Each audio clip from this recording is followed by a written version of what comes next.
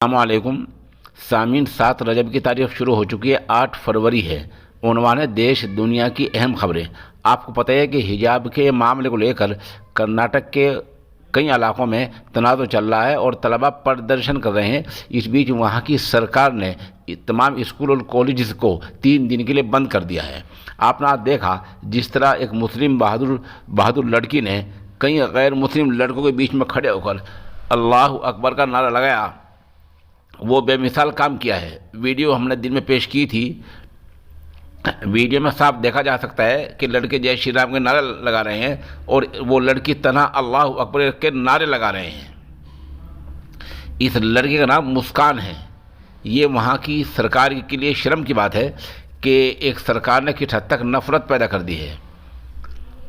उधर समाजवादी पार्टी के इंतखाबी मंशूर में कहा गया है कि तमाम फसलों को एमएसपी यानी फसल की बुनियादी लागत पर ख़रीदा जाएगा और गन्ने की अदायगी 15 दिन के अंदर कराने की बात कही गई है। जैसे कि हमने बताया था कि समाजवादी पार्टी ने 300 यूनिट तक बिजली के मुफ्त का ऐलान कर रखा है। उधर आजम खां को आज सुप्रीम कोर्ट से कोई राहत नहीं मिली है। सुप्रीम कोर्ट ने कहा है कि आप हाई कोर्ट में जा सकते हैं। दिल्ली के वज़ीर आला अरविंद केजरीवाल ने वज़ीर आज़म नरेंद्र मोदी को जवाब दिया है। कहा कि मैं झांसा देना या गोली देना नहीं जानता हूं, बल्कि स्कूल बनाना और बिजली देना जानता हूं। आज जम्मू में नौजवानों ने रोज़गार के लिए मुजाहरा किया तो पुलिस ने 50 को हिरासत में ले लिया। हरियाणा में 10 फरवरी से 1 क्लास से लेकर 8वीं क्लास तक स्कूल मुकम्मल तौर पर खुल जाएंगे। उधर हरियाणा के रेवाड़ी इलाके में मसाज के सेंटर में मुश्तबा हालत में 10 लड़कियां और 3 लड़के पकड़े गए हैं। हरियाणा के ही गुरुग्राम में सरकार के पेश करदा बजट की आज कॉपियाँ जलाई गई हैं। उधर झारखंड के हजारीबाग के इलाका बरही और कोडरमा में लड़ाई हुई है और इस लड़ाई में एक नौजवान की मौत हो गई है। ये झगड़ा सरस्वती पूजा मूर्ति विसर्जन के दौरान हुआ है। मूर्ति विसर्जन उसको कहा जाता है जब पानी वगैरह में मूर्ति को डाला जाता है। इसमें 8 आदमी जख्मी हुए हैं। इंतजामिया ने वहाँ के 4 जिला कोडरमा, हजारीबाग, गिरिडीह और चतरा ज़िले में इंटरनेट को बंद कर दिया है।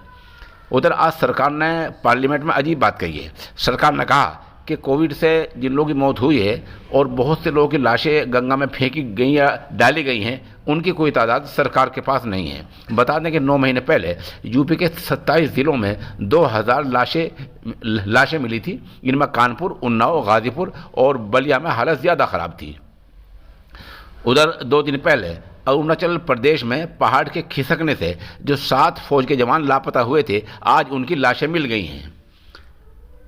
गुजरात की एक अदालत ने 2008 के अहमदाबाद के सिलसिलावार बम धमाके में 77 मुलजिमों में से 10 को आज बरी कर दिया है। बाकी को कसूरवार ठहराया है। उनको कल सज़ा सुनाई जाएगी। बताया जाता है कि उस वक्त 70 मिनट के दौरान 21 बम धमाके हुए थे। इन मुलजिमों में आमिल परवाज, अहमद करीम, हाफिज हुसैन, सफदर नागौरी वगैरह शामिल हैं।